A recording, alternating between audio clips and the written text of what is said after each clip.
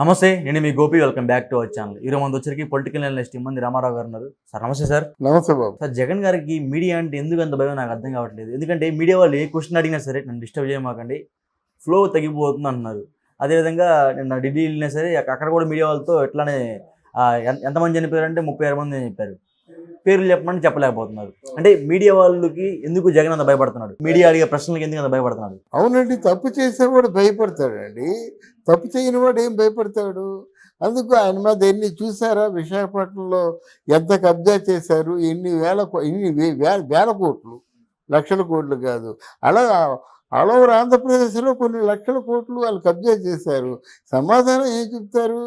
వీళ్ళేమో ప్రస్తుతం అధికారంలో ఉన్నారు కాబట్టి మా మీద బుర్ర జల్లుతున్నారు, మా మీద నిందలు వేస్తున్నారు అని చెప్తారు.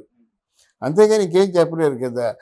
ఆ మాటలు జగన్మోహన్ రెడ్డి చెప్పలేడు కదా. ఎవరో అంటే ఆయన ఆయన పిలిస్తే పలికే వాళ్ళకే చెప్పిస్తారు.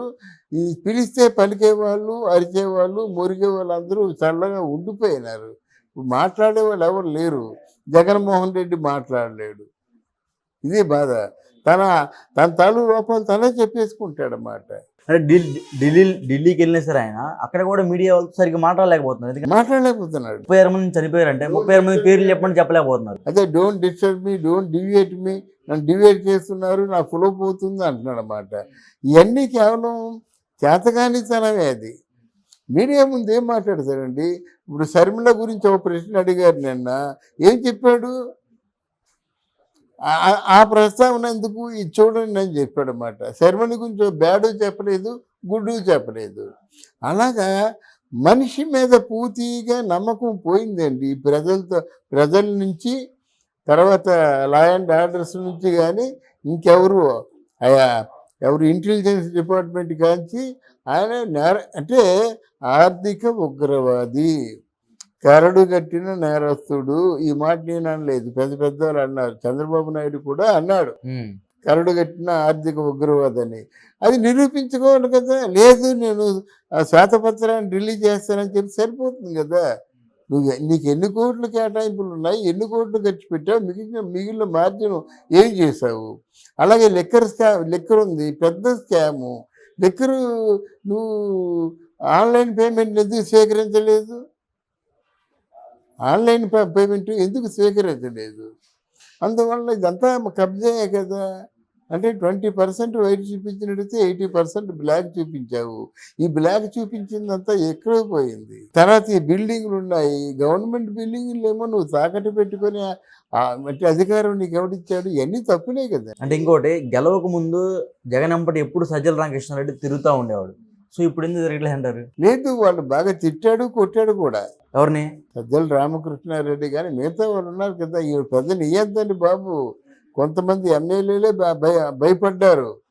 మమ్మల్ని మా మీద కొంచెం నింద ఆరోపణలు జరిగినట్టయితే లోన పిలిచి కొట్టేవాడండి, అందుకే భయపడిపోతుండేవారు అని చెప్పుకున్న ఎమ్మెల్యేలు చాలామంది ఉన్నారు అన్నమాట. అందుకే ఆయన ఎవరికి భయపడ్డు. అంటే సజ్జల రామకృష్ణారెడ్డి అంటే జగన్ రైట్ హ్యాండ్ అని చెప్పుకోవచ్చు. సో విజయసాయి రెడ్డిని దూరం పెట్టి సజ్జల రామకృష్ణారెడ్డిని దగ్గర తీసుకున్నారు జగన్. ఏదో ఉంటుందండి, దగ్గర తీసుకుంటే ఆయనకి ఏదో మాయ చేసుకుంటారు, అంతే కదా. మాయ చేసుకుంటారు. మాయ అంటే ఏ విధంగా? మాయ అంటే ఆయన నచ్చిన విధంగా, ఆయన కోరుకున్న విధంగా. అది ఏ విధంగా? అంటే మనం చెప్పలేము. ఆయనకి ఏది ఇష్టమో అది చేసి కదా ఆయన మెప్పు పొందుతారు. అలాగే జగన్మోహన్ రెడ్డి గారికి ప్రీతిపాత్రమైనటువంటి అంశాన్ని వాళ్ళకి దగ్గరకు చేరుస్తారు. ఆయన తాలూకు అంటే మెప్పును పొందుతారు అన్నమాట. సో ఆంధ్రాలో జగన్ గారికి ఏంది మనుగడ ఉందా లేదా? జగన్ గారికి లేదు, జైలుపోతారండి బాబు. మనుగడే ఉంది. ఇప్పుడు నెక్స్ట్ జైలుకే కదా. నెక్స్ట్ ఇప్పుడు కాంగ్రెస్లో కలుస్తాను ఏదో మంతనాలు జరుగుతున్నాయి కదా. కాంగ్రెస్లో కలిసే గుండె ధైర్యం జగన్మోహన్ రెడ్డికి ఉందండి. లేదు, ఉండదు. ఇప్పుడైనా కొంచెం గ్యాప్ దొరికింది. జగన్మోహన్ రెడ్డి కాంగ్రెస్లో కలిస్తే 2వ రోజో 3వ రోజో జైల్లో ఊతలు లెక్క పెడతాడు. మోదీ వదిలిపెడతాడా? ఇప్పుడు రాహుల్ గాంధీ కాపాడుకోలేడా? ఎందుకు? అధికారంలో ఉండాలి కదా. ఇప్పుడు అదే కదా వీళ్ళిద్దరికి మంచి మతనాలు. బాబు నన్ను కాపాడుతాను, నా ప్రాపర్టీస్ కాపాడుతానంటే నేను మీతో ఉంటాను, నేను అది కాపాడలేదంటే నేను ఉండలేను అని చెప్తున్నాడు కదా. అందువల్ల జగన్మోహన్ రెడ్డి ఇన్ని మంత్రాలు చేసినప్పుడు కూడా జైలుకి వెళ్ళవలసిందే. Okay sir, thank you. Thank you అమ్మా.